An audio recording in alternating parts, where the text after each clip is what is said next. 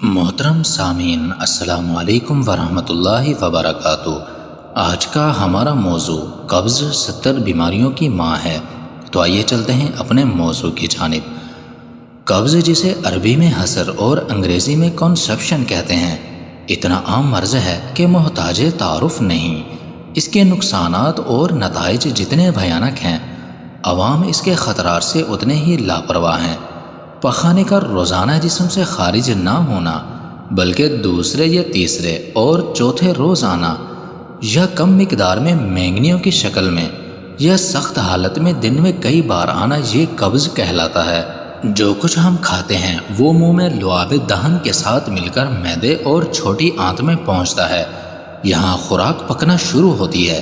اس کے رقیق اور صاف اجزاء جذب ہو کر جگر اور مجرس الصدر میں چلے جاتے ہیں، اور باقی حصہ جو پھوک کی طرح ہوتا ہے، آنتوں کی حرکت اور سفرا کی وجہ سے بڑی آنت میں ہوتا ہوا موائے مستقیم میں جمع ہو جاتا ہے، پھر ایک مناسب وقفے کے بعد ناقابل برداشت ہو کر نیچے کو حرکت کرتا ہے۔ اگر غذا کا یہ فضلہ خارج نہ ہو اور بڑی آنت میں پڑا رہے تو بے شمار جان لیوا امراض پیدا ہو جاتے ہیں، مثلا ضعف قلب، بلند فشار خون، دل کی گھبراہٹ، غشی، دل کی تیز دھڑکن، درد سر، نزلہ، زکام، ضعف دماغ، غنودگی، تبخیر، تھکاوٹ، ہر وقت ہلکا ہلکا بخار رہنا، آنکھ، کان اور ناک کی بیماریاں، اپینڈکس، گردوں اور جگر کی بیماریاں، بواسیر، بھوک کی کمی، درد شکم، درد جگر، جوڑوں کا درد، یرقان، خون کی کمی اور انتڑیوں اور پتے میں پتھریاں وغیرہ۔ اسی وجہ سے کہا جاتا ہے کہ قبض ام الامراض ہے۔ تو ناظرین، قبض کی 3 وجوہات ہیں۔ نمبر 1، پہلی وجہ ناقص غذا ہے۔ نان، کلچے، چنے، جو، باجرے اور میدے کی روٹی، ثقیل چربی اور دیر سے ہضم والی غذائیں، وہ غذائیں جو خشک ہوں یا جن میں رطوبت کم ہو، تب بھی قبض کا سبب بنتی ہیں۔ نمبر 2، آنتوں کے اندر ایک قسم کی قدرتی حرکت ہوتی ہے۔ جب یہ حرکت سست ہوتی ہے تو وہ قبض لاحق ہو جاتی ہے۔ نمبر 3، گردوں کے راستے جسمانی رطوبتوں کا زائد مقدار میں خارج ہونا، قے کی زیادتی وغیرہ سے بھی قے ہو جاتی ہے۔ ان کے علاوہ بواسیر، آنتوں کی سوزش اور موٹاپا بھی قبض کا باعث بنتے ہیں۔ قبض کے مریض کو پانی کثرت سے پینا چاہیے، اس سے قبض کشائی ہو جاتی ہے۔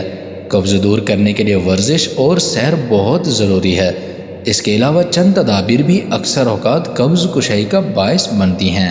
نمبر 1، اعلیٰ صبح بیداری کے بعد بستر پر آنکھیں بند کر کے بیٹھیں اور دماغ کو دیگر تمام خیالات سے پاک کر کے ذہن میں یہی تصور لیں کہ مجھے قضائے حاجت ہو رہی ہے، اور اگر میں اٹھ کر بیت الخلاء میں نہ گیا تو یہیں فارغ ہو جاؤں گا۔ اس خیال کے بار بار دہرانے سے قبض اکثر اوقات دور ہو جاتی ہے۔ نمبر 2، مسواک، جہاں دانتوں کے بے شمار امراض کا علاج ہے، وہاں اس کے استعمال سے قبض کا بھی قلع کما ہوتا ہے۔ نمبر 3، کھانا کھانے کے دوران نیم گرم پانی پینا بھی قبض کا قدرتی علاج ہے۔ کچھ عرصہ قبل مجھے چین کے سرحد پر جانے کا اتفاق ہوا۔ وہاں چین سے آنے والے جتنے بھی لوگ تھے ان کے پاس تھرماس تھے۔ پوچھا کہ یہ کس مقصد کے لیے ہیں، تو ان کا سب کا ایک ہی جواب تھا کہ ان میں ہم گرم پانی رکھتے ہیں، جب ہمیں پیاس لگے تو یہی پانی پیتے ہیں۔ انہوں نے اس کا ایک فائدہ یہ بتایا کہ انہیں قبض نہیں ہوتی۔ نمبر 4، برصغیر کے لوگوں کی عادت ہے کہ وہ آٹا چھان کر استعمال کرتے ہیں۔ یہ عادت بالکل بھی درست نہیں ہے۔ انہیں چاہیے بغیر چھانے آٹے کی روٹی استعمال کریں۔ اناج کے چھلکے میں ایک ایسا جوہر جو طاقت بخشتا ہے اور قبض کو بھی دور کرتا ہے۔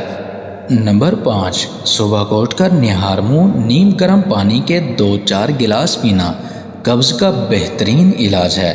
تو ناظرین، اگر آپ میرے چینل پر نئے ہیں تو میرے چینل کو لائک اور سبسکرائب کر دیں۔ شکریہ۔